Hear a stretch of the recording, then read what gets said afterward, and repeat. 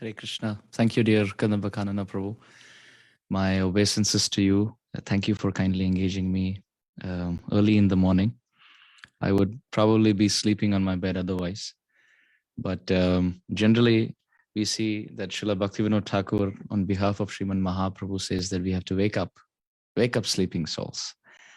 But when Vaishnavas like yourself not just tell us to wake up, but engage us this early, we definitely have to wake up. So thank you so much for this opportunity. I see my very beloved superior and friend Divya Govind Prabhu also on the call. After a long, long time, I'm seeing him. My heart is with him, with all his sweet kirtans and so much that I've gained from him. Thank you. Kind words. What you mentioned is I'm not deserve that, but good to see you. You look so happy and effulgent and shining in your face. Looking forward to hear from you. Hare Krishna. Hare Krishna. So, my obeisances to all the wonderful Vaishnavas and Vaishnavis on the call. Vanchakalpatarubhyascha kripa sindhubhya evacha patitanam pavanibhyo Vaishnavibhyo namo namaha. My obeisances to the presiding deity at ISKCON Auckland. My obeisances to the temple management and the temple president. And my obeisances to each one of you for kindly participating. Thank you. Thank you, Kadambakanana Prabhu, for kindly engaging me and arranging all this. Thank you.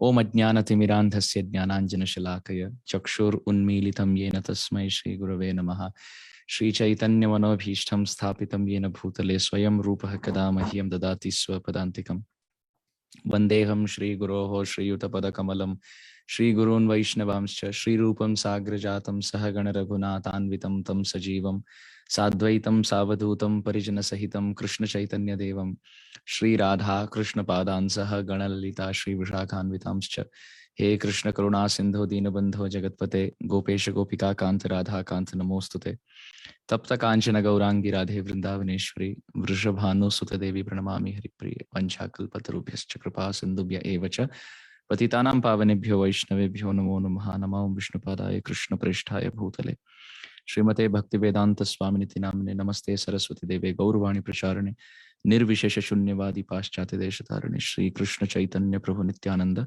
Shri Advaita Gadadhara Srivasadi Gaur Bhakta Vrinda Hare Krishna Krishna Krishna Hare Hare Hare Ram Ram Ram Hare Hare. Hare Krishna, everyone. Thank you for kindly encouraging me by your loving, auspicious presence.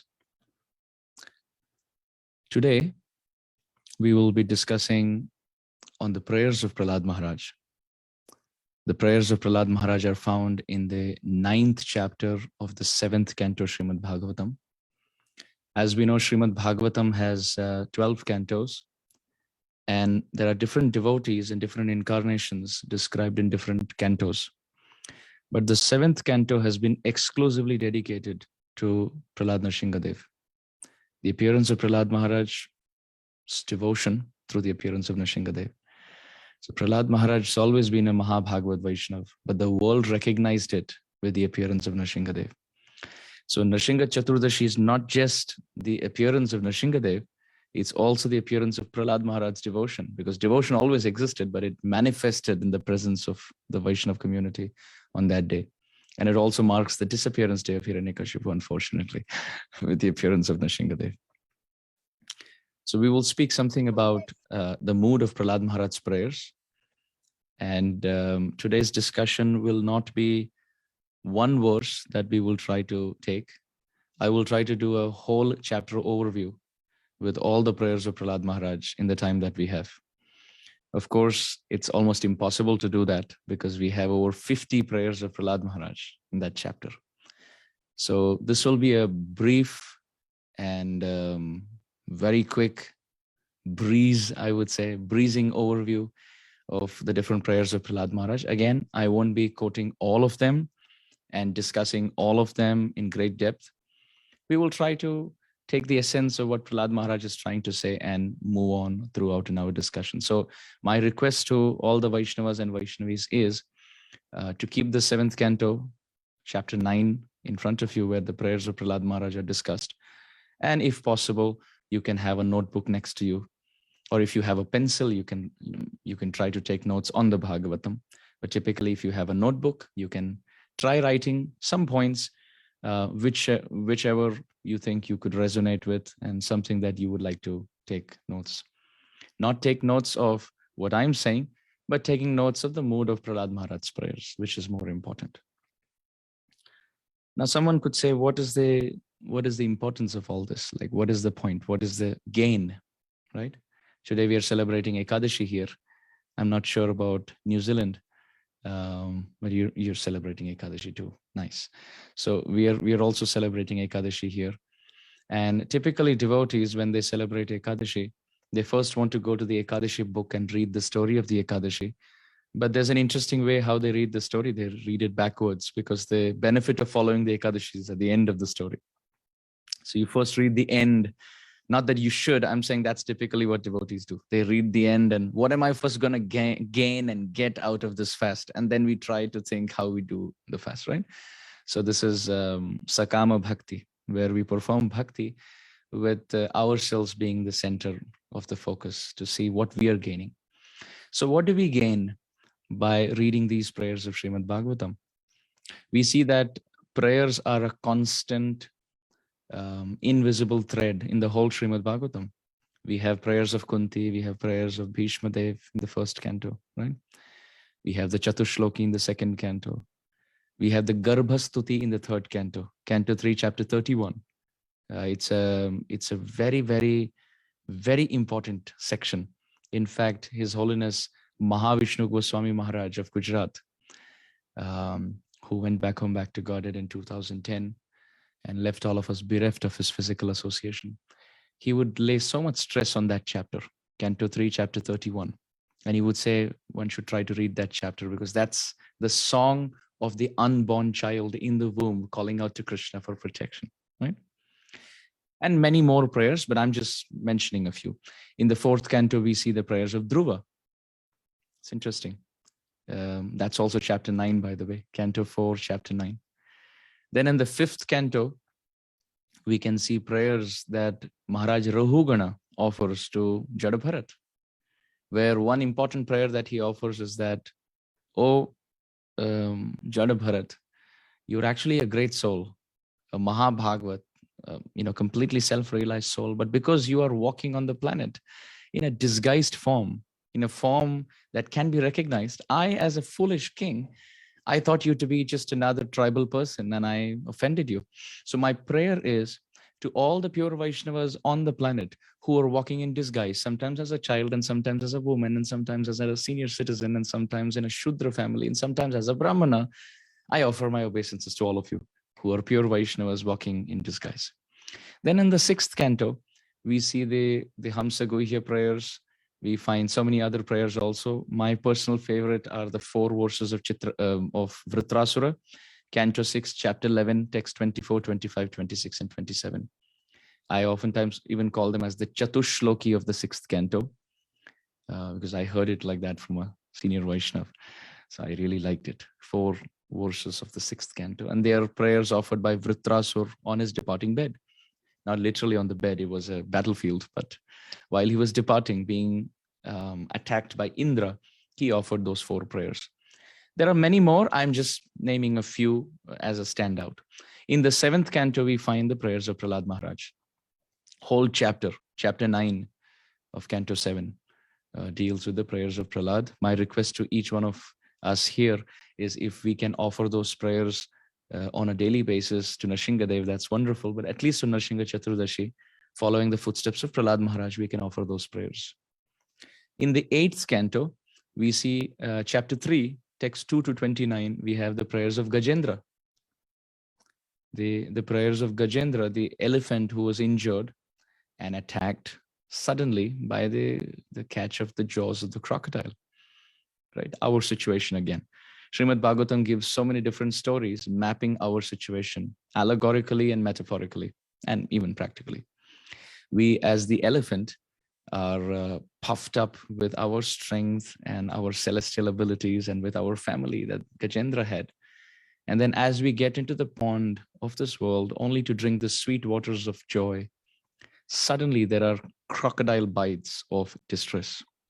And we try our best fighting 10,000 years on our, now again, 10,000 years that Gajendra fought, or 1,000 years, depending on the number. It is symbolic to the point that we fight our best to get free from the problems of the jaw, or the bite, the jaw bite of the crocodile of problems. But ultimately, when nothing works and we get weaker, and the crocodile gets stronger, because naturally the crocodile represents Maya here, and the pond represents the material world, which is home ground advantage for the crocodile called Maya, because this is her queendom. This material world is not the kingdom, but the queendom of the queen called Maya Devi, or this is the pond of the crocodile. So the crocodile is getting stronger and stronger with home ground advantage. And we as Gajendra, it's foreign land for us. So we're getting weaker. We have no way out apart from offering prayers. And if we sincerely do that, even if we are not devotees, even if we consider ourselves to be animalistic like Gajendra, the Supreme Lord will come there to help us, free us from the jaw bite of material nature. Mamevaye prapadyante mayam etam tarantite, as Krishna promises in the Gita. This is the 8th canto. Similarly, we find in the 9th canto, the 10th canto. In the 10th canto, we can find right from the 2nd chapter, the prayers offered by the demigods to the womb of Devaki, while Krishna is there. Very beautiful and famous prayers are there. Going ahead, we find prayers of Manigriv Nalakuver in the 10th chapter of the 10th canto, prayers of Brahmaji in the 14th chapter of the 10th canto, prayers of the Nagapatnis, the wives of Kaliya, in the 16th chapter of the 10th canto, prayers by the friends of Krishna who are burning in the forest fire, begging for protection in the 19th chapter of the 10th canto, prayers by the gopis, chapter 21, 29, 31, 35, 39, 47, all different chapters that the gopis are offering prayers. So many prayers. And then finally in chapter 87, we can find the prayers offered by the Vedas personified. Similarly, in the 11th canto, we have prayers, and finally in the 12th as well, as not to forget Rudra Geet in the 4th canto, and Bhumi Geet and Aila Geet, and then the prayers of the Avadut, Avanti Brahmana in the 11th and then the 12th canto. So I'm just quoting these references as just to hint to the direction that prayers are constantly found in the Srimad Bhagavatam as a common theme, because without offering prayers, we are not getting out of this material world. Till the time we don't offer them through the lips and feel it through the heart, we continue to remain here. Somebody was asking, but what if we don't have that level of really meaning these prayers? Will it still work? The answer is yes, it will still work. Because these verses, Srila Prabhupada writes, the verses of Srimad Bhagavatam are extensions and expansions of the Hare Krishna Mahamantra. So Hare Krishna Mahamantra, even if we don't mean it, even if we don't feel it, even if we don't have that prayerful mood, at least we have a proper posture and sitting and the pronunciation, and we get benefit. So similarly, with the prayers of the Bhagavatam, there are 3 benefits. 1, because it's in Sanskrit, spoken by pure Vaishnavas, it is spotless. It is spotless. So by chanting that, we get purified. 2nd, what happens is Krishna is pleased because we remind Krishna of that pure devotee who chanted it. Like by chanting the prayers of Prahlad Maharaj, we are reminding Nashingadeva, not that he needs a reminder from us, but we become the instrument of bringing joy to the Lord by reminding him of Prahlad Maharaj. So 1, the prayers are flawless. What we offer is temporary. What we offer is temporary. Sukh sampati gharave kashtamite tanka om jai jagadisha hare is what we offer. Like, may all the calamities in my life be taken and may I be happy. Krishna is laughing at that prayer. Yeah, sure. I'll give you freedom from all this, place of suffering. But Prahlad Maharaj, when he's offering prayers, it's not temporary praying, it's eternal prayers. Prayers out of love.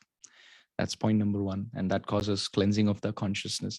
Point number 2, Krishna is pleased because he's reminded of a pure Vaishnava.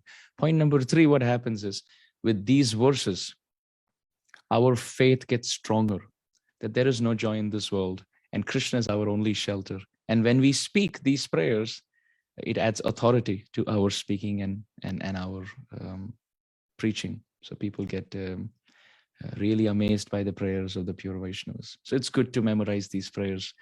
And because prarthana or vandanam is one of the limbs of bhakti, one devotee was saying, out of the 9 limbs of bhakti, one limb that we definitely can perform is offering prayers. Right? To hear about Krishna, we go off to sleep. To chant about Krishna, well, I don't know to sing. And japa, I don't feel like. Smaranam, oh, very difficult to spontaneously remember Krishna. Pada sevanam, I kind of do it, but I'm distracted. Archanam, when the temple invites me on the altar, then I can. And at home, it's pretty messed up. The devotee was saying.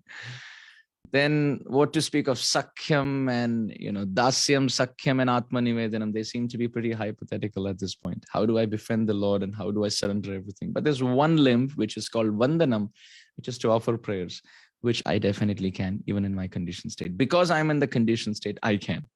If I'm in a liberated state, what do I pray for?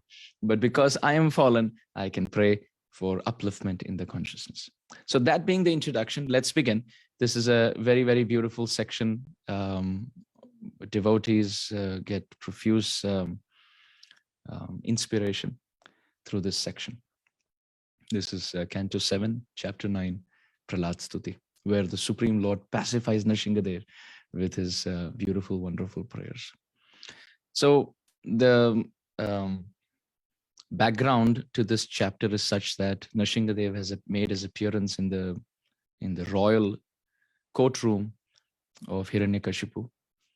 And of course, Hiranyakashipu was very confident that the Lord doesn't exist in any of those pillars. The reason he asked for pillars is because Hiranyakashipu had handmade those pillars himself.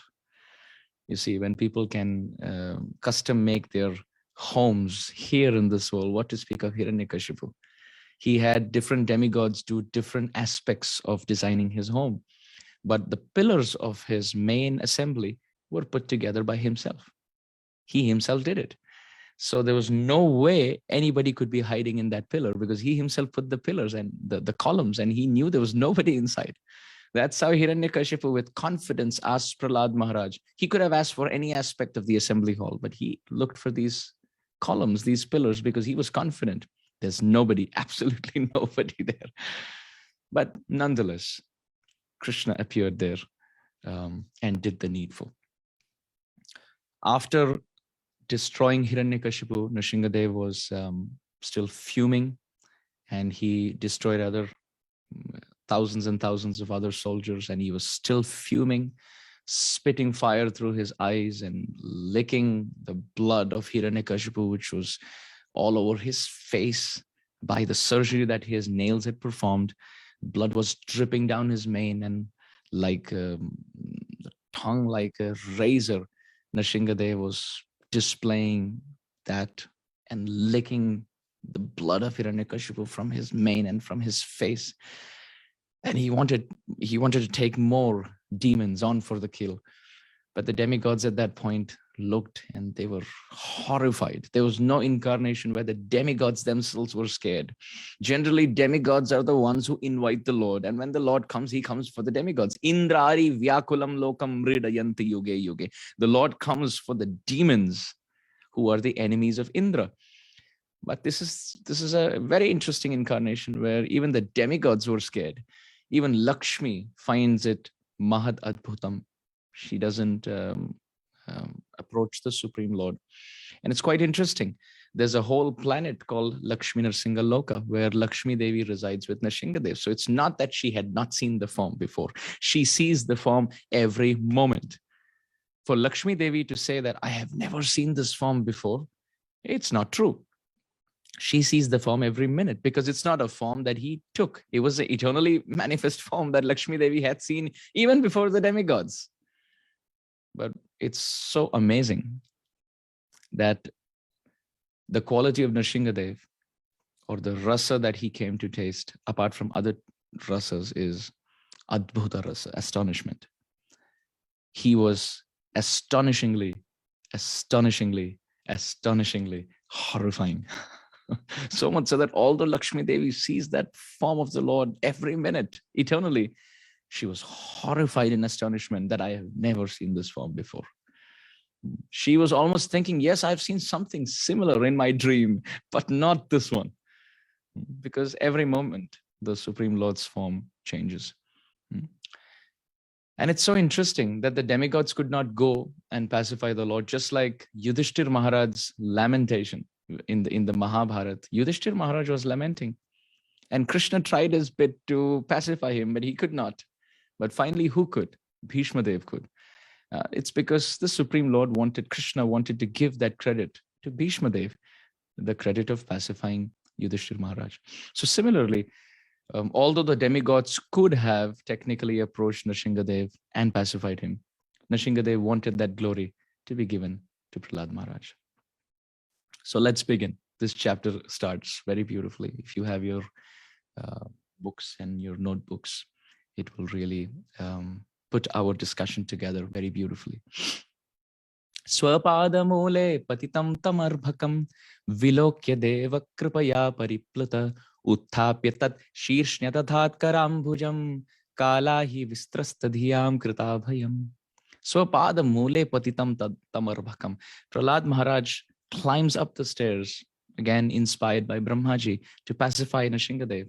And Swapadamule patitam, seeing that this little arbhakam, this little child Prahlad, has fallen on the feet, lotus feet. Nashingadev, Vilokya Deva, the Supreme Lord, after seeing that this little child has fallen at my feet, Kripaya Pariplutaha, he was overjoyed with compassion.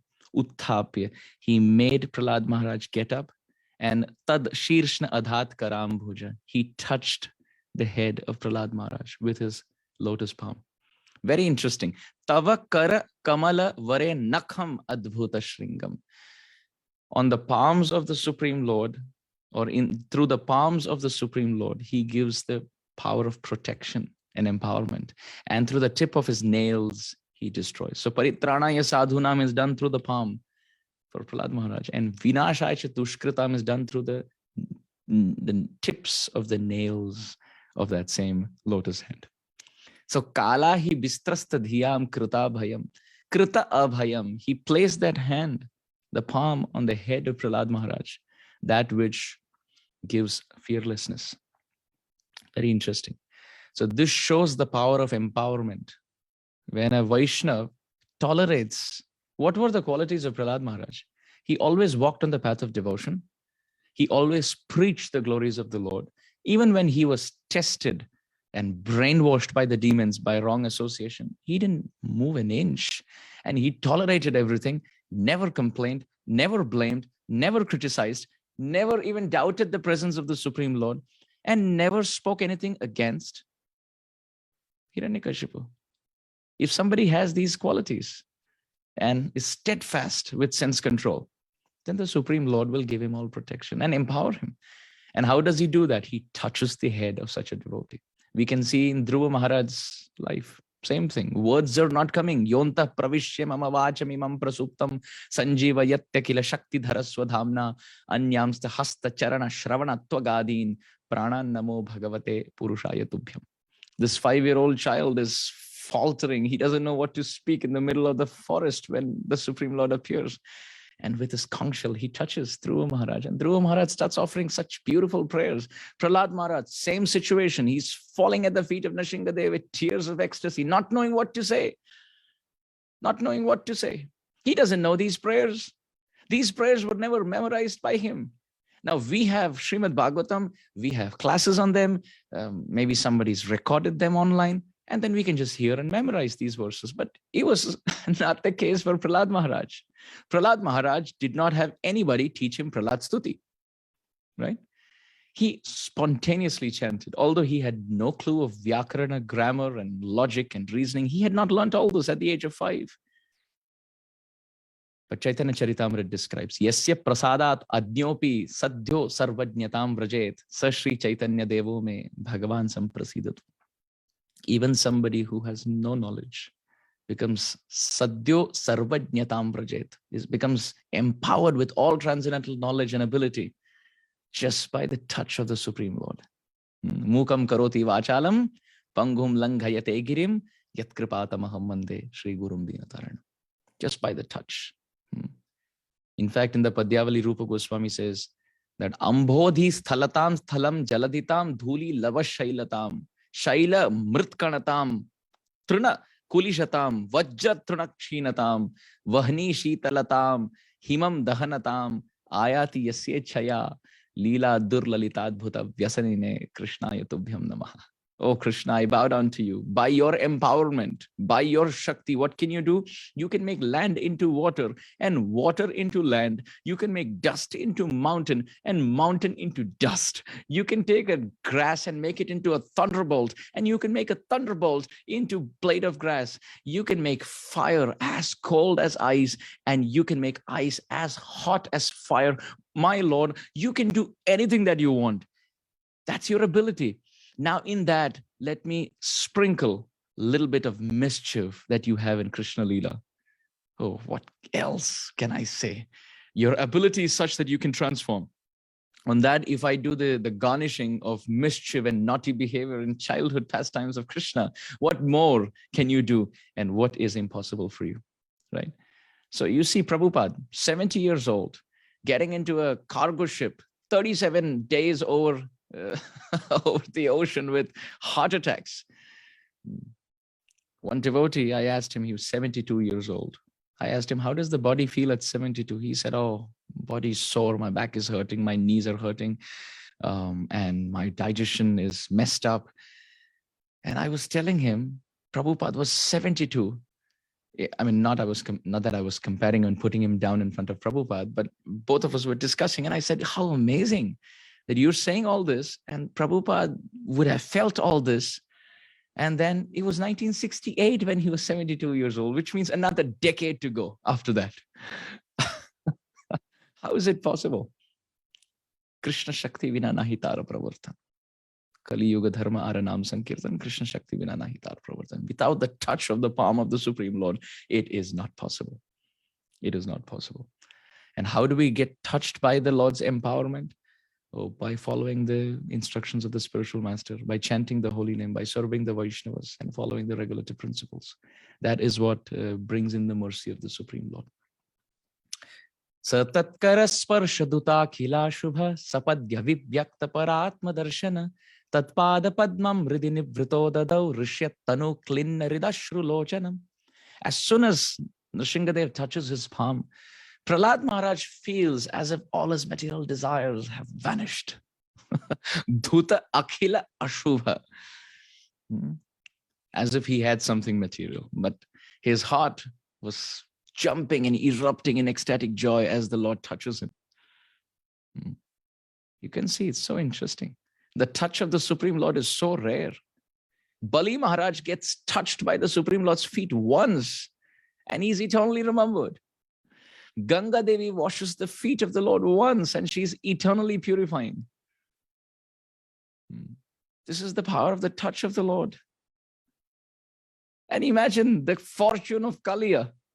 Kasyanu bhavo syanadeva vitmahe tavangri renuhu sparashadikara. The Nagapatnis say, what has our mischievous, envious husband done in his past lives that you climb on his head, on each of his hoods, and you're imprinting and stamping the signs and symbols of your lotus feet by force. He's not even asking for it.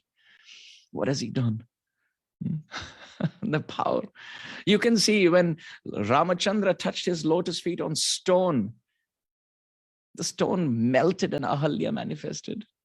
This is the power of the Lord's touch, whether through his hand, whether through his feet. And what to speak of when he glances at the material nature. Sa Aikshata, the Taittiriya Upanishad describes, when he touches this world through his glance, creation begins. Creation begins. And when Sri Chaitanya Mahaprabhu glances, what happens? When Sri Chaitanya Mahaprabhu glances, Kaivalyam narakayate, tridhashapura akasha pushpayate, durdantendriya sarpakala patali prokhatadam shtrayate, vishwam purna sukhayate, vidhi mahendra adisha kitayate, yad karunya kataksha vaibhavavatam tam gaurame vastuma. Sripad Prabodhananda Saraswati has said, when Mahaprabhu glances, pure bhakti is given. Emana dayala prabhu nahi tribhuvane, Krishna prema hoye jar dur darshane. Just by seeing the Supreme Lord, Not the Lord seeing us, but by we seeing the Lord from a distance, Krishna Prema is given.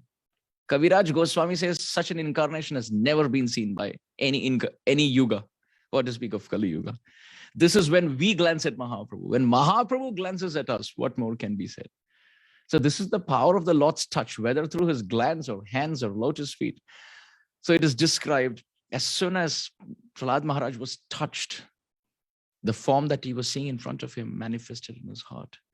And his body was trembling in ecstasy. Heart was melting. Klinna rid and ashru lochana.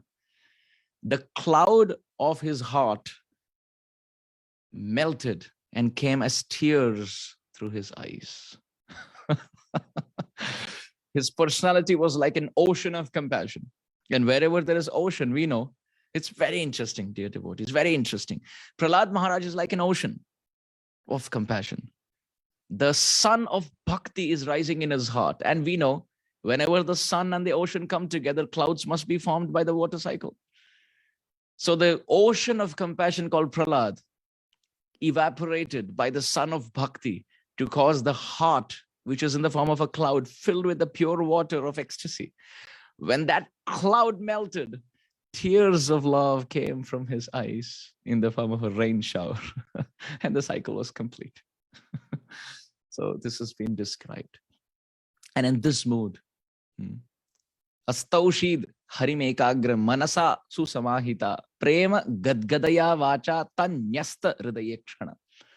Shukdev Goswami and ultimately Narad Muni describe that with full attention, with mind completely absorbed, voice faltering and heart and eyes fixed on the Lord, he started to offer prayers in humility. So these are the 4 things needed when we chant japa.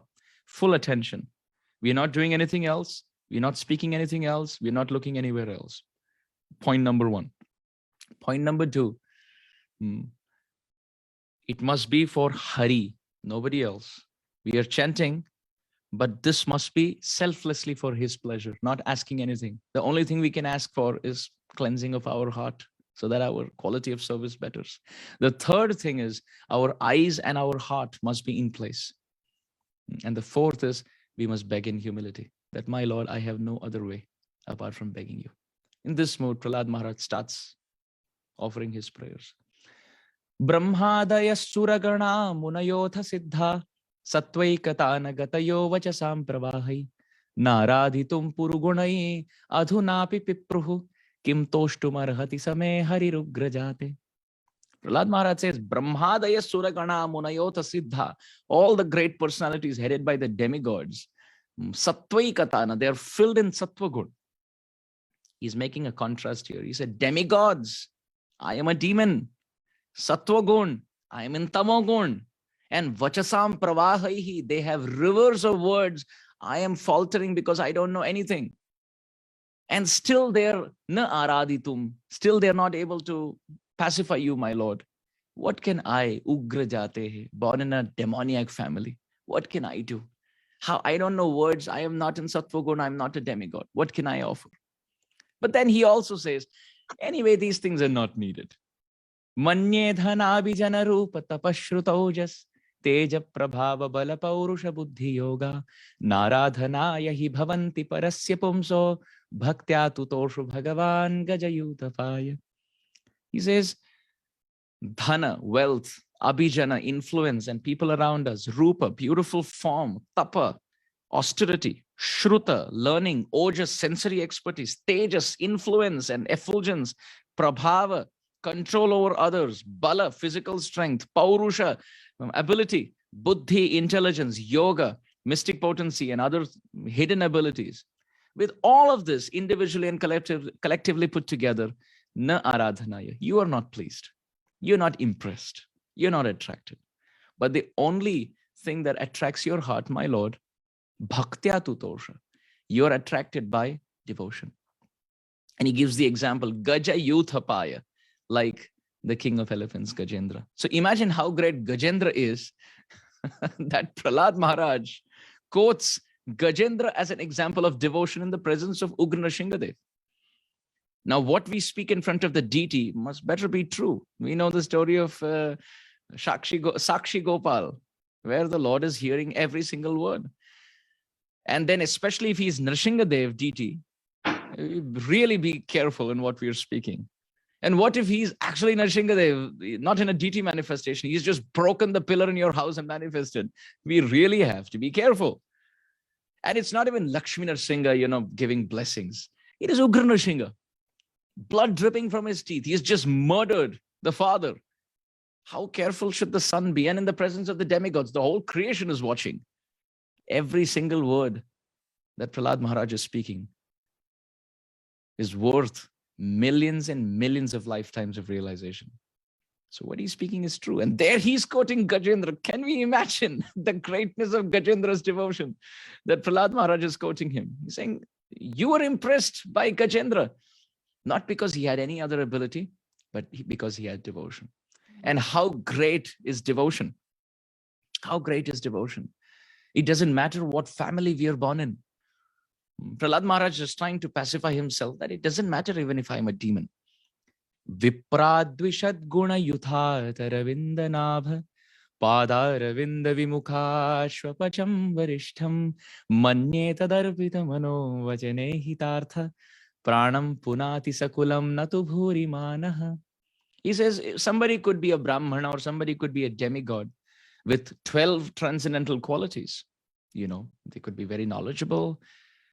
They could be very truthful. They could have sense control, mind control.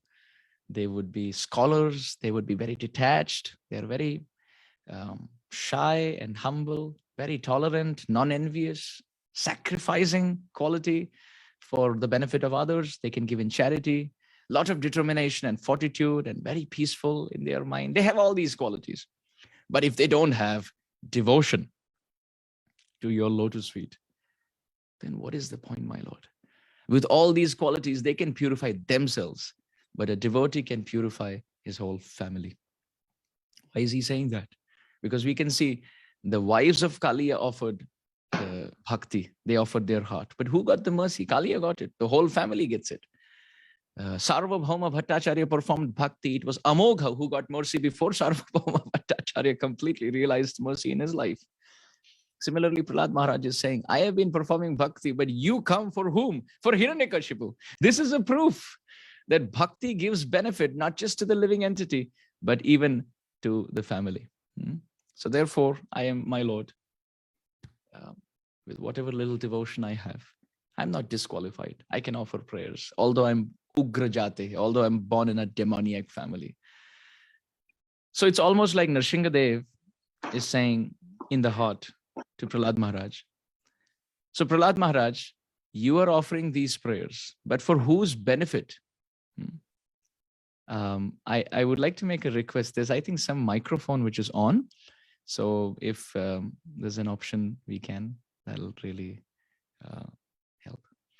So Nashingadeva is asking, so these prayers that you're offering is for whose benefit? You think I'm going to get benefited by this? Not that he's literally asking, but the flow in which those prayers are offered. So Prahlad Maharaj says, no, this is not for your benefit. Naivatmana prabhurayam nijalabha purna. You are always satisfied. Nijalabha purna. And manam janat avidusha karuno vrinite. You are ready to accept my prayers out of your kindness. Out of your kindness. When a child offers, let's say 10 paisa or 1 rupee or $1 to the father from his piggy bank, the father keeps it. Not that he needs it. He has, like, let's say $1 million. But when the child gives a few cents or let's say $1, it's filled with devotion. It's filled with affection. It's not the number of zeros that matter. It's the one in front, the child's willingness to offer.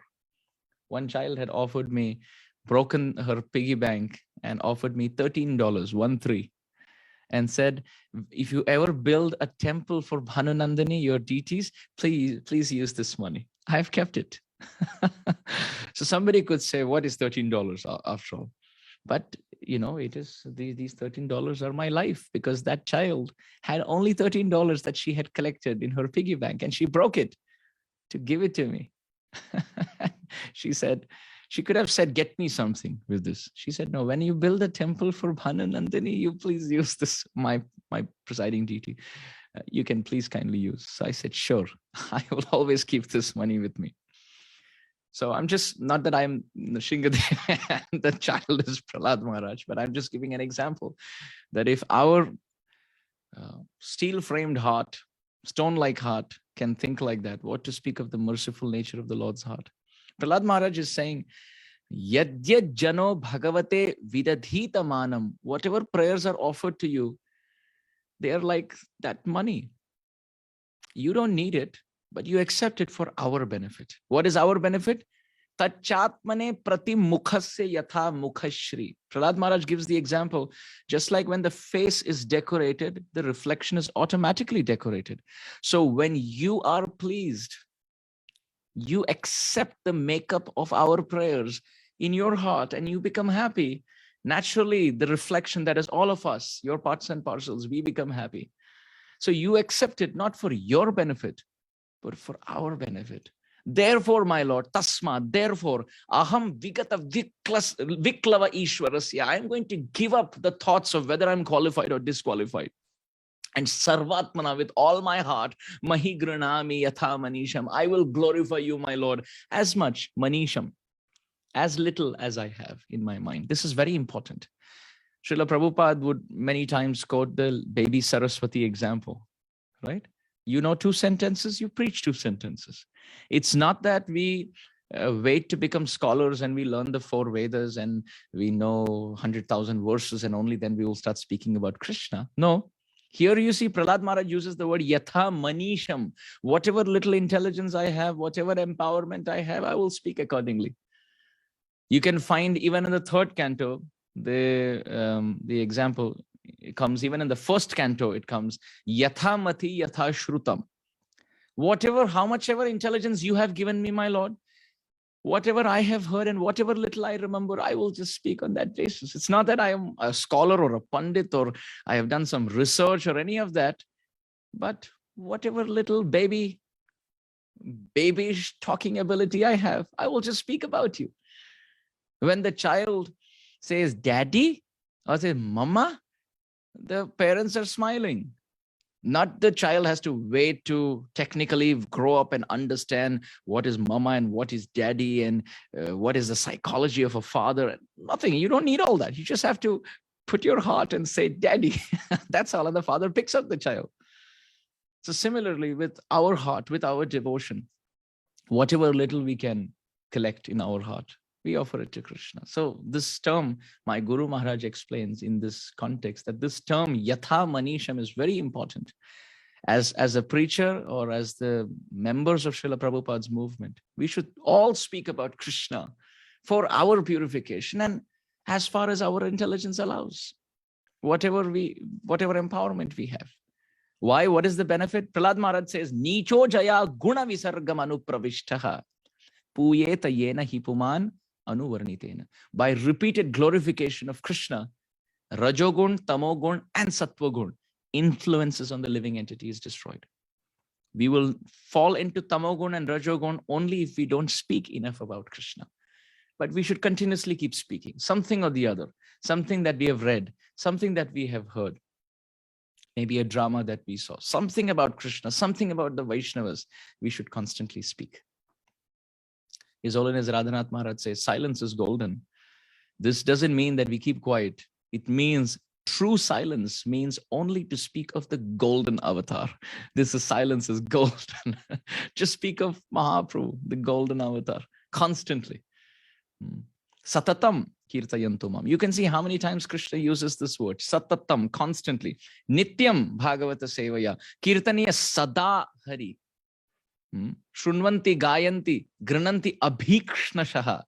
Abhikshnashaha also means constantly. Sada means constantly. Satatam means constantly. Nityam means constantly. So as much as possible, we must be absorbed. And with this as the introduction, Prahlad Maharaj begins. He says, my Lord, tad yacha manyum asurascha hatastvayadhya. My Lord, please give up your manyum. Please give up your anger. What kind of incarnation is this? He's chastising Nashingadeva. Devotees are simple, simple-hearted. Saralta hi Vaishnavta. Devotees, Vaishnavas, demigods, all these pure Vaishnavas they're simple-hearted. They will get scared with your anger like this. Please give up. Please give up this anger.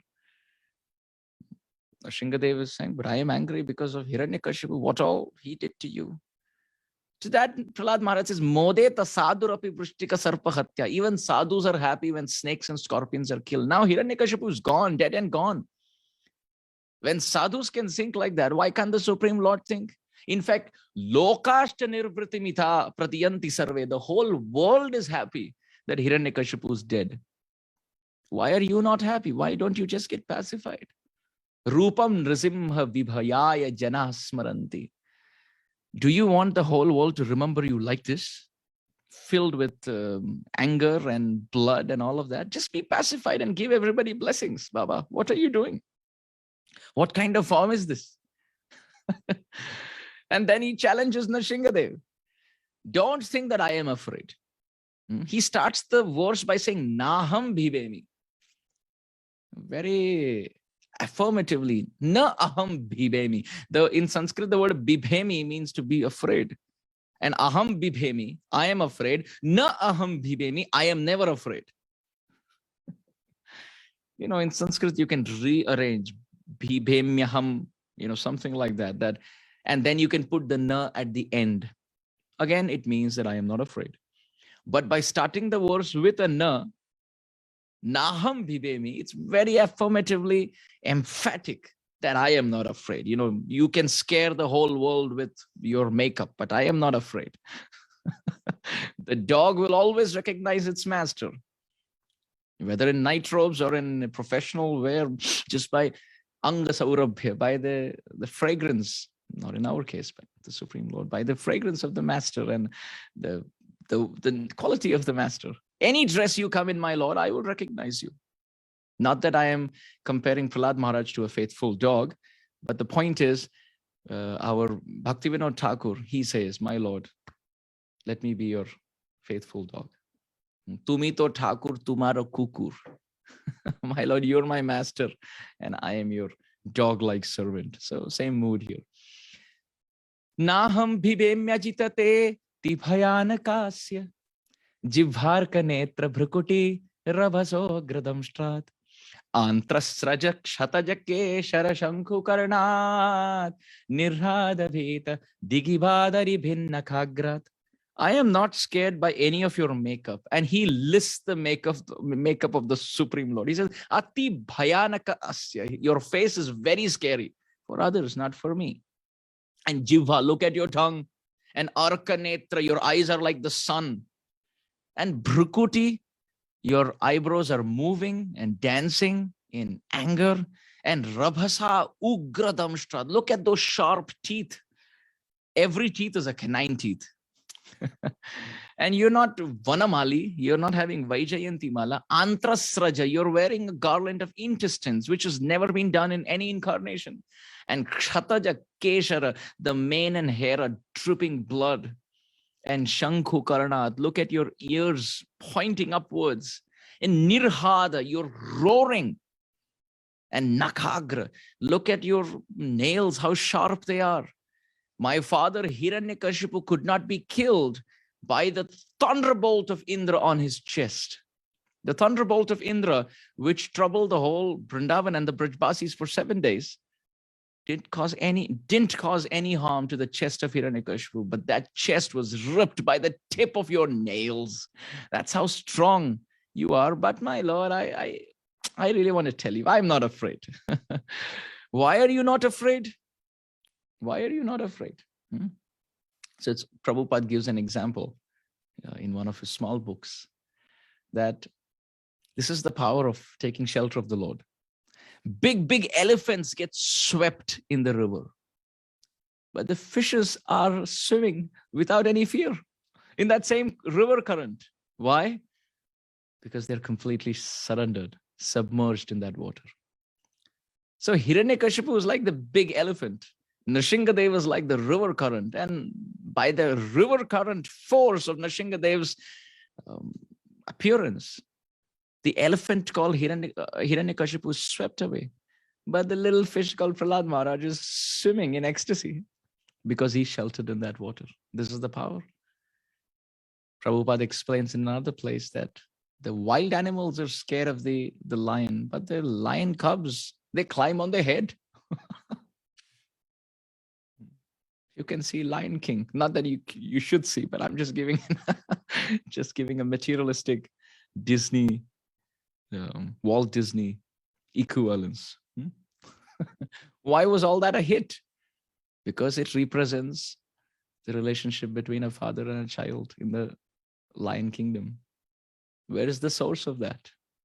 Aham Bija Pradapita. That's the 9th chapter of the 7th canto of Srimad Bhagavatam, where the Supreme Lion Father, the Lion King, Nashingadeva, appeared with his lion cub, Prahlad Maharaj, in front of the whole world, in his pride land, the land of Hiranyakashipu's pride. Very interesting. You see, in Sanskrit, the word stamba means pillar, but the word stamba also means pride. So why did the Supreme Lord break the pillar and not break anything else? Because it's a play of word. The word pillar in Sanskrit means stamba, but stamba also means pride.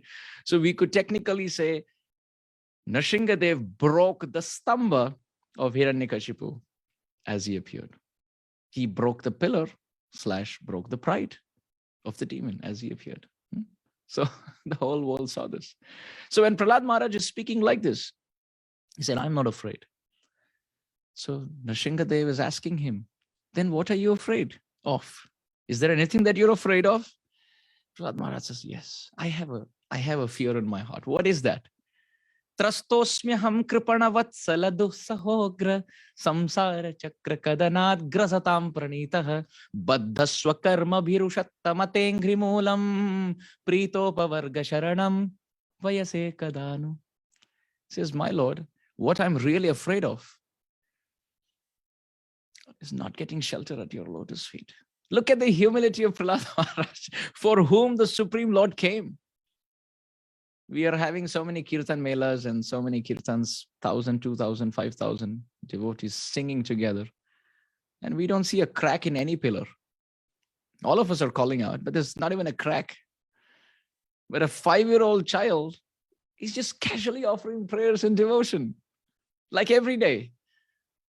Not a crack, but the whole pillar cracks.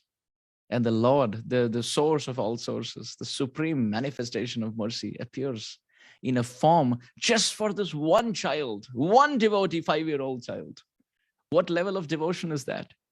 And then he says, what I'm scared of is you may reject me. You may forget me. You may not give me shelter at your lotus feet. And I'm stuck in this material world. And my reactions are coming. Samsara chakra kadanat grasatam pranitam, my Lord.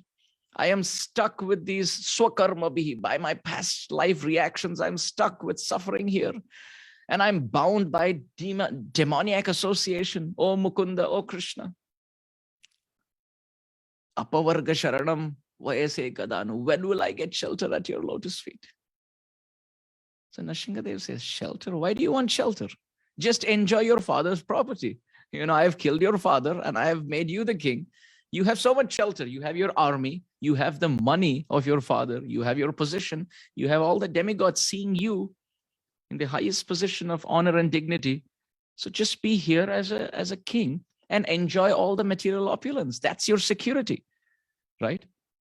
People talk about investment plans and how to double their money and their savings. And they say, you invest $1,000 a month from the age of so-and-so to the age of 55. And then after that, for the next 35 years, 40 years, you and your wife and your children and everyone, you get $3,000 a month. I'm just making up numbers, you know. You get $3,000 a month for till the time you're alive, or you're 120 years or whatever.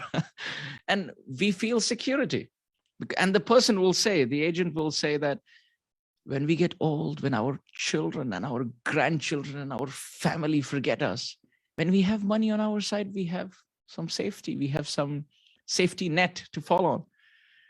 So Nashingadeva is telling Prahlad Maharaj here, why are you thinking of my shelter and things like that? Just enjoy your father's property. To which Prahlad Maharaj says, Yasmat priya priya viyoga sayoga janma shokagnina sakala yonishu dahyamana dukkhaushadam tadapi dukkham atadhyaham bhuman brahmami vadame tavadasya yogam. My Lord, very good proposal. I could be with on my father's throne and be the king and enjoy all the property. Very good plan. Very nice. Thank you for this suggestion. But I have a point to make. Today it is there. Tomorrow it may not be there because it's material. If I depend on anything material, it's possible the army may turn against me. The demigods may turn against me. My position, I could be kicked out of position. I may lose my money. We've seen the life of Sri Ram Chandra. He personally exemplified. One day before coronation, everything is perfect planning. Everything taken away because it's material. So Prahlad Maharaj is saying, all of these things will be taken away. And definitely, if not at life, at death, it will be taken away. What about next life then? Again, I'm in the same boat. And now next life, I'm in the same boat with reactions and I have no father's property. I may enjoy this life, but what about my next life? And also, one more thing he says, dukkhaushadam. He says the medicines in this world sometimes do more harm than the problem itself. Dukkhaushadam tadapi dukkham atadhyaham. I have seen, Prahlad Maharaj is saying, the medicines in this world sometimes do more damage than the problem themselves. Vaidyaraja namastubhyam Yamaraja sahodara Yamatu harati pranan tutva pranan dhananicha. The Sanskrit poets, they write, oh doctors. I hope Adi Gadadhar Prabhu doesn't listen to this verse. But anyway, he says, Vaidyaraja namastubhyam. Oh doctor, I bow down to you. Yamaraja sahodara. You seem to be the brother of Yamaraj. Why? Yamatu harati pranan. Yamaraj comes and he takes away life, but you're a very interesting Yamaraj. Tutva pranan dhananicha. You first start off with the money. You take all the money away, then you take the life. So you were very closely connected to Yamaraj. Again, this is not a blanket statement. It's just a sarcastic poetry in the Sanskrit language. So here Prahlad Maharaj is saying, sometimes the patients experience that the medicines and the doctors are more scary or more troublesome than the trouble themselves. So similarly, all this material opulence seems to be like a medicine, but it'll cause more harm to me because I'll depend on it and I'll forget you. What's my destination going to be with material attachment? So Nashingadeva says, then you please tell me, what do you want? He says, Tava dasya yogam, just accept me. Give me some service. Let me be your servant lifetime after lifetime. Let me be your servant lifetime after lifetime. So at that point, Nashingadeva asked Prahlad Maharaj, are you sure this is what you want? Why me? What are you going to get being at my feet? What is what do you think I am to you? What is my position in your heart? To that, Prahlad Maharaj says, Soham priyasya surida paradevataya Leela kathastava Narasimha virinchi gita Anjastitar anugranan guna vipramukto Durganite padayugalayaham sasanga Balasya neha sharanam pitarau Narasimha Narthasya chagadamudanvati majjato no Taptasya tat pratividhir ya ihanja seshthas Tavat vibhotanubhritam tadupekshitanam. 2 verses he chants. He says, what you are to me? Oh, you're Surhida. You're my ever well-wishing friend, lifetime after lifetime. When everybody was torturing me, throwing me from the cliff, you were the one protecting me. When they were stabbing me with weapons, you were the one protecting me. When they were tossing me into fire, you were the one protecting me. When they were administering poison into my mouth, you were the one protecting me, my Lord. When they were throwing me in the pit of hungry, venomous snakes, you were the one protecting me. When I was being thrown at the feet of the stampede of maddened elephants, you were the one protecting me. And you're asking me who you are to me? Oh, you are my ever well-wishing friend. And therefore, I want to sing only about you. Leela kathastava Narasimha. I just want to sing about you. Virinchi Gita. Even Brahma. My guru is Narada Muni. His guru is Brahma. My Param Guru Dev also sings your glories. So just by singing about you, and Hamsa Sangha, by associating with your pure Vaishnavas. I will cross over this world. I have no problem. But I have no other shelter apart from you. I will cross this world and come to you.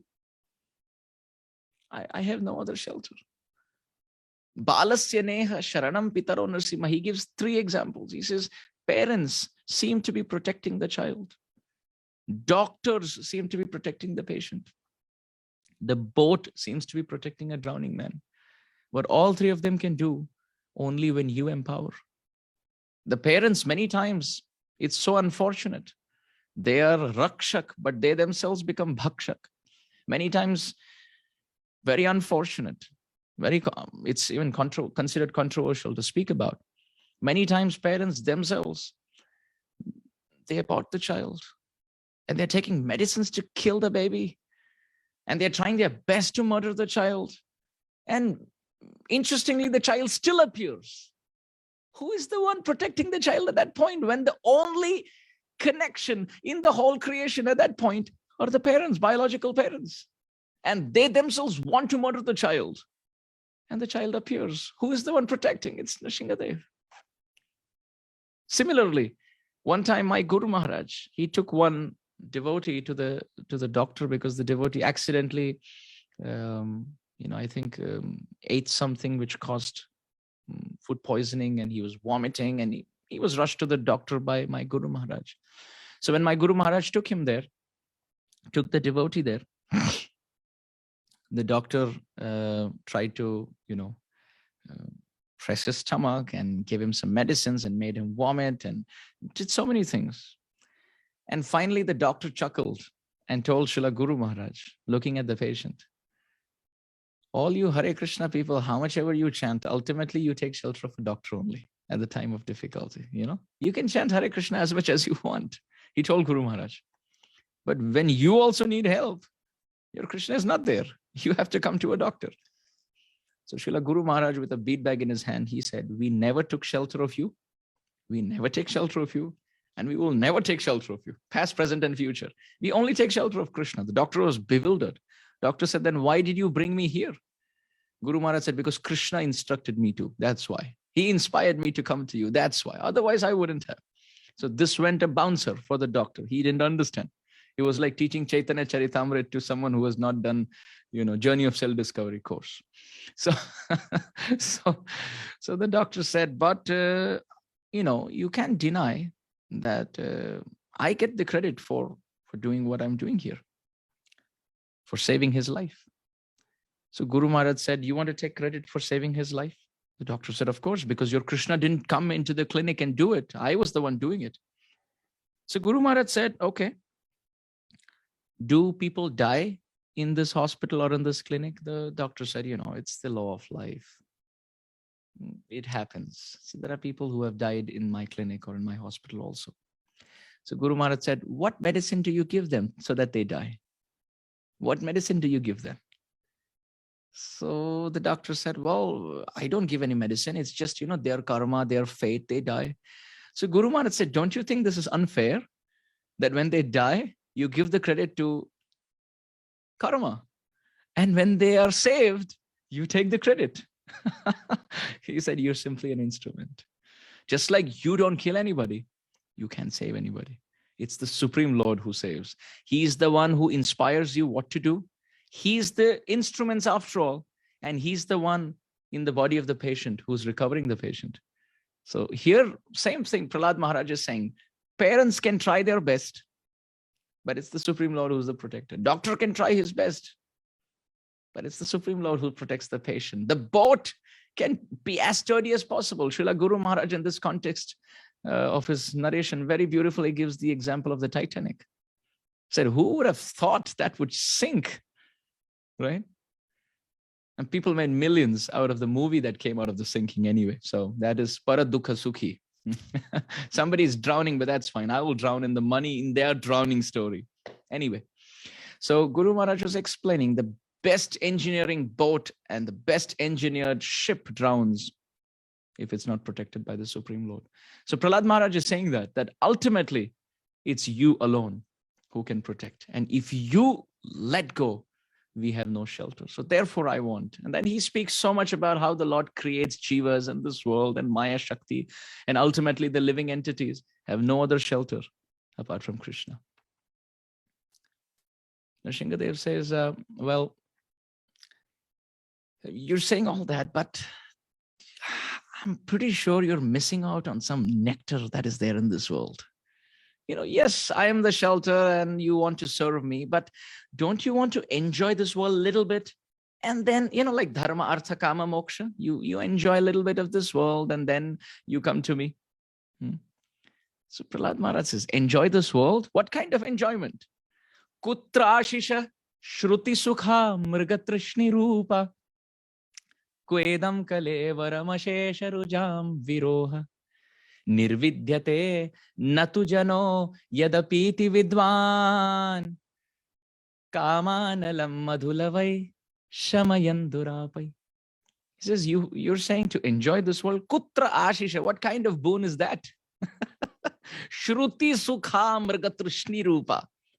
The joy of this world, my Lord, mriga trishni rupa, is a mirage.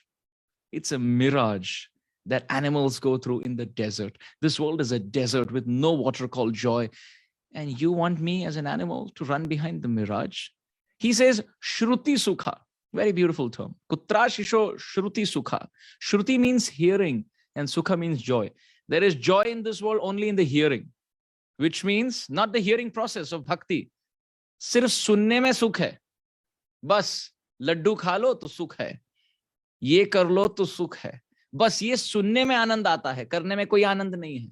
Which means just by hearing the planning of sense enjoyment, there is pleasure. But in that actual event, there is no joy. Like when you hear, really? You're going to India? You're going to be in India for 1 month? So just by hearing that, there is joy. But when the person takes the flight and lands and goes there, it's been 2 weeks now, where is the joy? There was more joy in hearing about it than actually experiencing it. So, kutra shisha shruti sukhan mriga trishni rupa.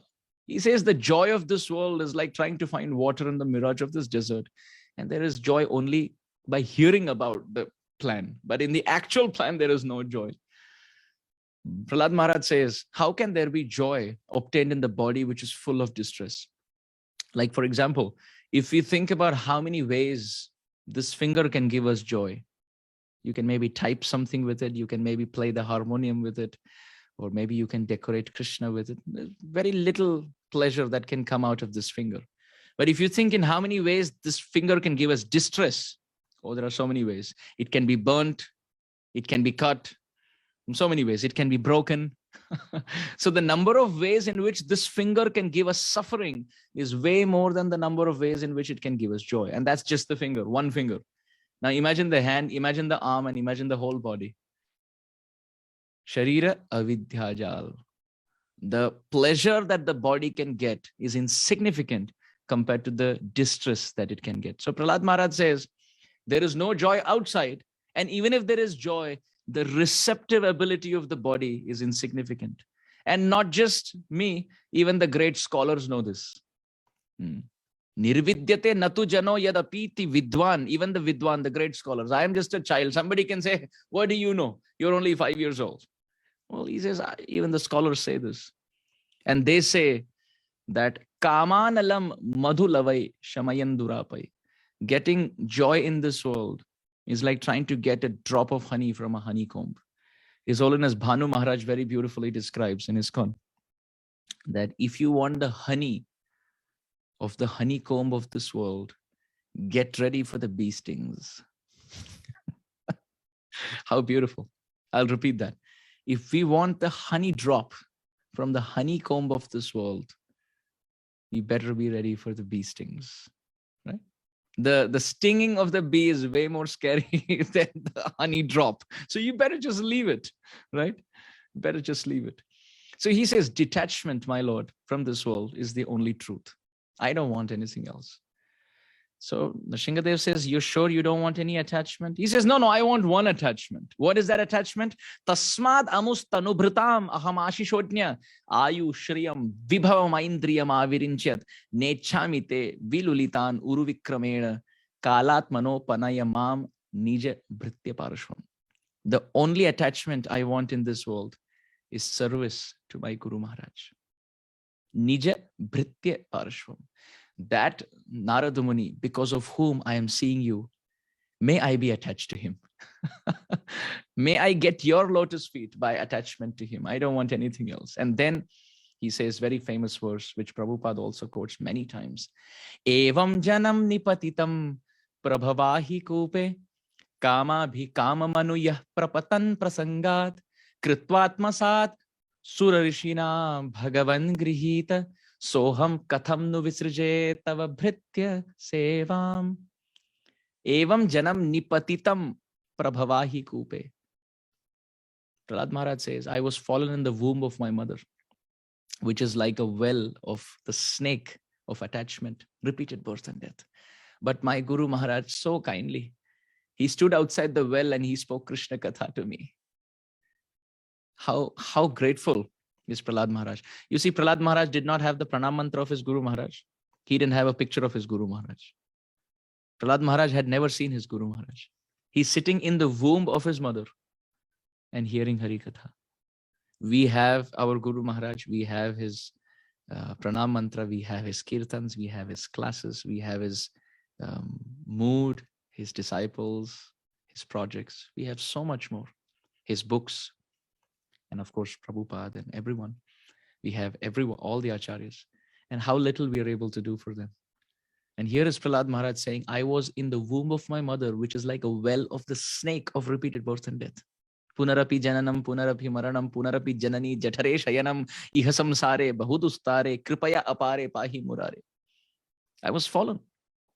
But my Guru Maharaj stood outside that well and spoke Krishna Katha till the time I came out. Narad Muni spoke. He says, if Narad Muni wouldn't have spoken that, I would have been just like my father, chasing sense gratificatory desires. My Lord, after getting you through his mercy, how can I give up on his service? Soham katham nu visrije tava bhritya sevam. Narad Muni became the ladder through whose mercy I climbed up and got the fruit. That is your darshan. Now, after getting the fruit, how can I kick the ladder? I want this ladder lifetime after lifetime. I just want to serve your lotus feet by serving his lotus feet. You see, Guru Tattva, Maya Tattva, Bhakti Tattva, everything is included in these prayers. Nashingadeva says, don't you want to serve me directly? Why do you want to serve my devotee? One time you're saying you want to be my servant, and then you're saying you want to serve me by serving my servant. Why not me directly?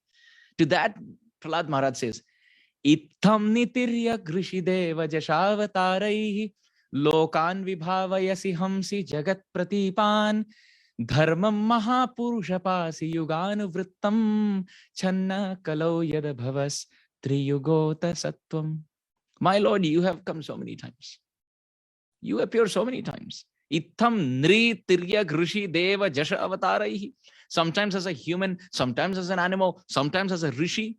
See, you take human incarnation, human-like incarnations in the form of Rama and Krishna, animal-like incarnations in the form of Matsya, Kurma, Varaha, and rishi-like incarnations in the form of Parashuram, and Deva, sometimes like a demigod in the form of Vamandev, and Jasha, aquatics. You take so many incarnations. You come so many times. Lokan vibhavayasi hamsi jagat pratipan dharmam mahapurushapasi. You come for paritranaya sadhunam vinashaya dushkritam dharma samsthapanartha. You come. But somehow, although you come again and again to give nectar, I am not able to take advantage because I am fallen.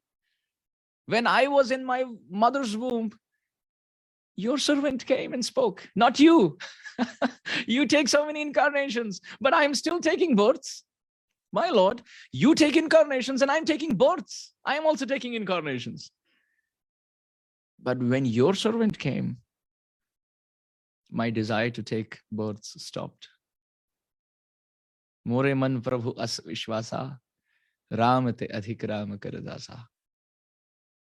Bhaktai bhakta janapriyam. Greater than the Supreme Lord is his servant. We want to contemplate on this point. Paramatma is always there with us. Does that make us liberated? We were animals. We were sometimes pigs and sometimes dogs and sometimes monkey bodies and sometimes tree bodies, and Paramatma is there, but nothing happens. He's not able to liberate me. The giver of mukti is there next to me, but he's not like, two birds in the same branch. But what's the point? The other bird is not speaking, not even looking at me. And I continue to eat the fruit. But when the servant in the form of Gurudev comes, oh, that's it. That's it. Now we're winding up in this material world. Another classic example. Mother Sita was, separated from Sri Ram. Ram is all powerful. But what happened? Her suffering continued.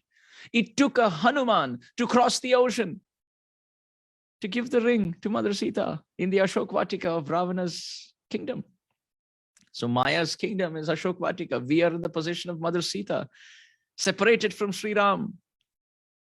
But it takes a Hanuman in the form of Gurudev to cross the ocean on the Jaladuta, like Prabhupada, cross the ocean and come and set the whole Lanka of material existence on fire with his tail, giving us the ring of Sri Ram in the form of the holy name. And then Sri Ram builds the bridge and comes and saves Mother Sita. So who's greater, Hanuman or Sri Ram?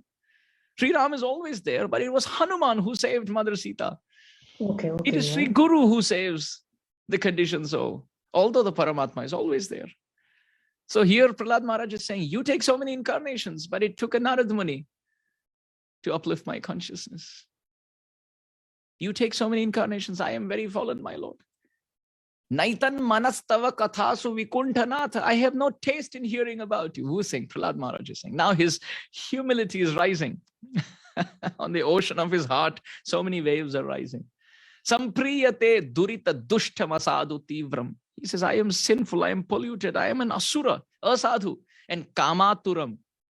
I am filled with lust and duality and harsha, shoka, fear and lamentation and hankering and pleasure in money. Things that Prahlad Maharaj has no clue about. He's speaking here in humility that I am attached to all these things. Or maybe another way to say is, Prahlad Maharaj would have understood this fallen Amarendra Das. He will not offer prayers. So let me just offer it on his behalf and tell this rascal, you just repeat after me. Just like the parents, they don't have to do A, B, C, D. They know it, but they just say it so that the child repeats after them and learns it. So Prahlad Maharaj, he doesn't get attracted to all these things, but he's just doing it so that we repeat this and we offer the right prayers. He's saying, Tasmin katham tava gatim vimrishami dinaha. How can a fallen person like me think about you? My senses are all over the place. Jivvaikato chuta vikarshati ma vitripta. My tongue is taking me in one direction. Shishnonyatas. My genital is dragging me in another direction. Twag udaram shravanam kutaschit. My skin, my belly, my ear are all dragging me in different directions. Granonyatas, my nose is dragging me in another direction. Chapaladrik, my eyes are taking me in another direction. And karma shakti, I am working in another direction. Prahlad Maharaj is saying, my consciousness is bifurcated and multi-branched in this world. How can I think about you?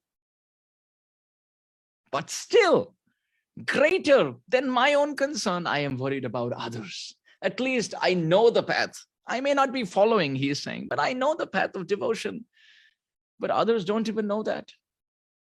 And our Prabhupada used to quote this verse, which is coming up in the mood of compassion. Naivo dvije para duratyaya vaitaranyas tvat virya gayana mahamrita magna chitta shoche tato vimukha chetasa indriyartha maya sukhaya bharam udvahavanti mudhaha or mudhan. Prahlad Maharaj says, yes, I am not qualified. I am fallen. I am contaminated. But I know the path to get you is to sing your glories. And I will do that. But my main concern is for shoche, my main shok, my main trouble, my main compassionate heart is beating for vimukha chetasa, those who don't like you. Indriyartha Maya Sukhaya, and for temporary pleasure, they're running in this world. Bharam, they're carrying the burden of family life. Vimudan, these fools. I am not saying it. Prahlad Maharaj is saying it. So he's saying, I am really troubled by them. How will they cross? There are people who don't preach in this world. Prayana Deva Munayaswa Vimukti Kama. They are just thinking of their own upliftment. And Maunam Charanti, they are keeping Mauna, living in the forest. Vijane, na Parartha Nishta. They don't think about others. But I am not like that. Na etan vihaya kripanan vimumuksho eka. I cannot come back to you, leaving all of them behind. I can get liberated, leaving these fools behind. Nanyam twadasya sharanam brahmatonu pashye. They're all blind, my Lord. They don't see you as their only shelter, and they're trying to scratch their skin for some pleasure. It's like those who are homeless. They're hungry and thirsty. They're looking for food in a trash can. I feel bad for them. I can't eat. I can honor prasadam when I see that they're struggling to find food. I feel like giving. I feel like giving it to them. They're all searching for joy. People in this world are searching for you, but they don't have you. They're blind. I have you. Just that I'm not qualified. I just have to start singing about you. But they don't even know you. And my heart goes to them. So Nashingadeva says, why do you call them blind? In the example of the homeless trying to find for food in a trash can, what are they trying to do? Where are they trying to find joy? Why do you think, why are you saying that they're all blind? To that, the very famous verse, Canto 7, Chapter 9, text 45. Again, one of Prabhupada's favorites. Prahlad Maharaj says, Yan maithunadi grihamedhi sukham hi tuchham kandu yanena karayor iva dukkha dukkham tripyanti neha kripana bahu dukkha bhaja kandu tivan manasijam vishaheta dhira. What can I tell you, my Lord? The biggest source of joy that people are finding in this world is sex pleasure. Yan maithunadi grihamedhi sukham hi tuchham. He says, Prahlad Maharaj says, this is disgusting pleasure. Disgusting. It's like kandu yanena karayor iva dukkha dukkham. Just by trying to relieve an itch by scratching, you get some pleasure, but then you scratch more, and then you get a little more pleasure. You scratch more, and then it gets worse, and then there's blood. And there's more dukkha after that. The consciousness gets covered and contaminated through sexual activity and involvement. And our cycle of birth and death continues. This is not the pleasure that we are looking for. Prahlad Maharaj says, Tripyanti neha kripana bahu dukkha bhaja. The lusty fool is thinking he's enjoying like a camel who's chewing on the thorns and cutting his own tongue and bleeding and tasting that blood and thinking that's the taste coming from the thorn. How are they all going to get you? My heart is bleeding. So Nashingadeva says, okay, I see your point. So if you have to give them a solution, what would you give? Now you're speaking to me, it's being recorded, everyone's hearing. Tell me 6 things that they can do to take shelter of my lotus feet. And at that point, Prahlad Maharaj very beautifully gives 6 steps by which we can take shelter of Krishna. This is the conclusion of Prahlad's prayers. Dear devotees, please note the 6 things that we can do, Prahlad Maharaj says, that ensures taking shelter at the lotus feet of the Lord. Tattir hattama namastuti karma puja karma smritis charanayor shravanam kathayam samsevaya tvai vineti shadangaya kim bhaktim jana paramaham sagato labheta. He says the 6 things that we should do on a daily basis to take shelter of the Lord is stuti, is to glorify the Lord. Karma puja, to work for the Lord and dedicate our activities to Him. 3, smriti, to remember Him. Remember the Supreme Lord's lotus feet. 4th, serve His devotees.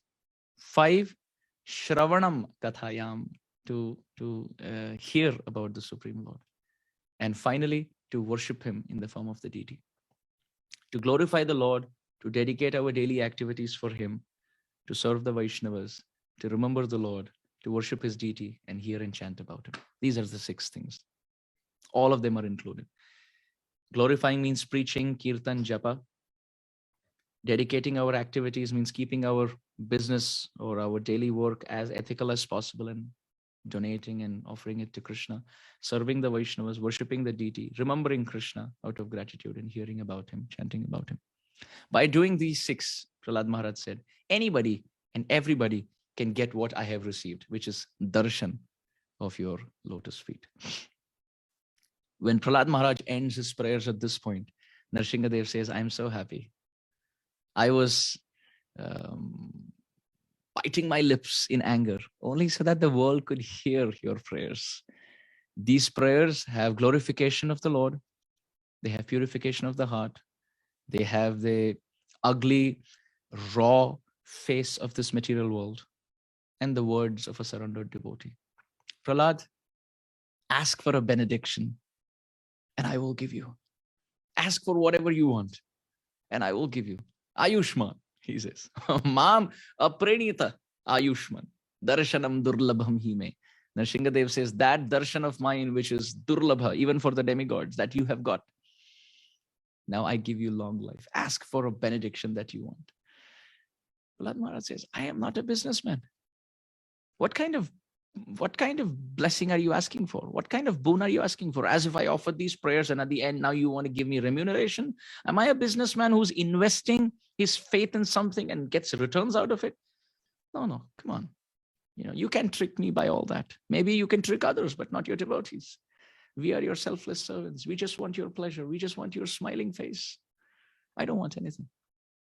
Nashingadeva says, no, there must be some reciprocation. I want to give you something. My name is Varadaraj, the giver of boons. Ask for something. Prahlad Maharaj says, then just purify my father, uplift him.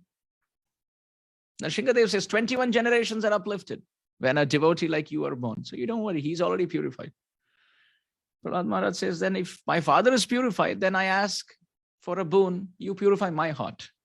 Take all material desires away. Nashingadeva says, what a joke is that? Your heart is pure as gold.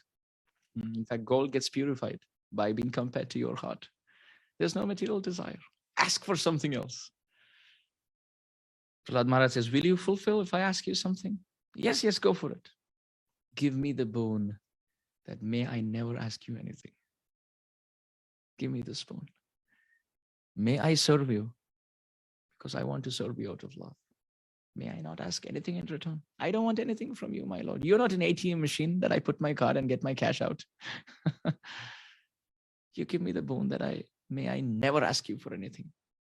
Yadi dasyasi me kaman varam stvam varadarshava kamanam ridi asamroham bhavatastu brini varam. This is the verse that we all should memorize, that my Lord, please purify my heart in such a way that may I never ask you anything. Nashingadeva, he says, I am defeated. I will give you this benediction that may you never ask anything. But apart from that, I'll give one more benediction, that anyone who chants these prayers, they will all be freed from all material reactions. And even their hearts, I bless them.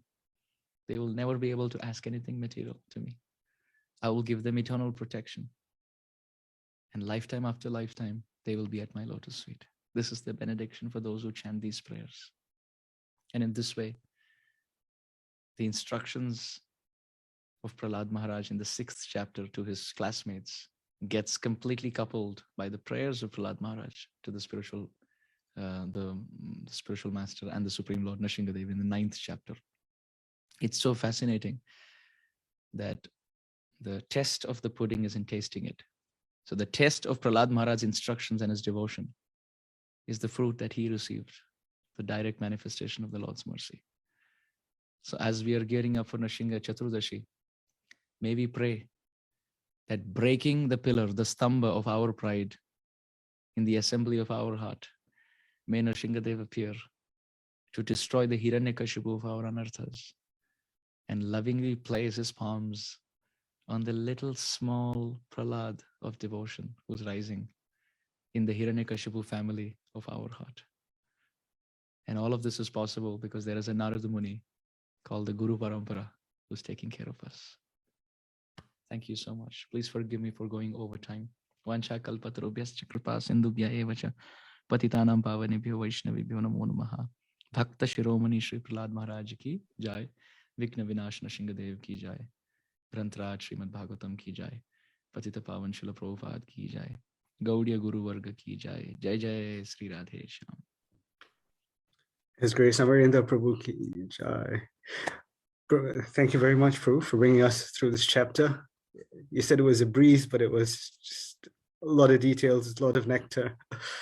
Thank you very much. Maybe we could take a few questions, Prabhu, if you have time. Yeah. Sure.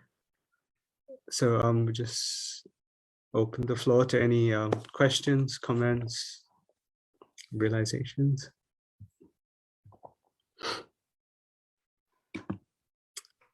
Prabhu. So Purushottam Prabhu, are you? Yeah, it's Riddhi. Okay. Yes. Hare Krishna.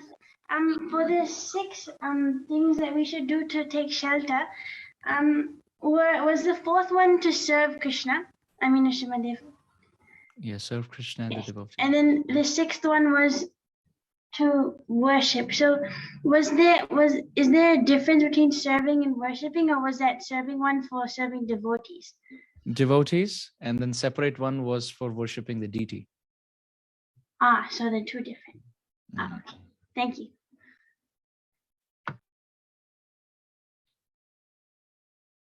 You're on mute, Prabhuji. Yes. Nandavraj Prabhu, you had a question?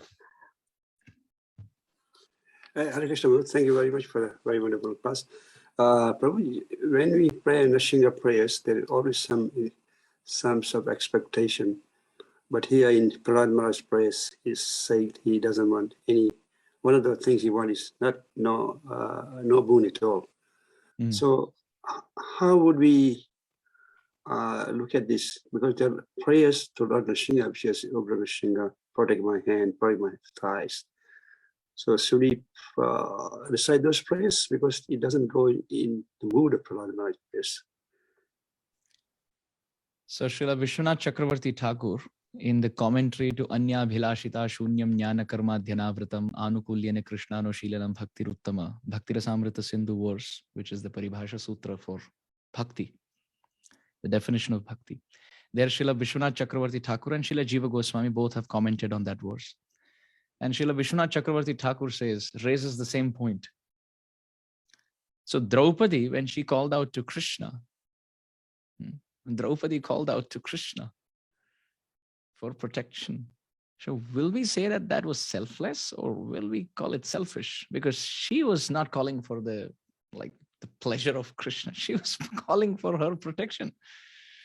So Chakravarti Pad says, self-preservation and self-conservation is considered to be selfless because we want to protect ourselves because we belong to Krishna.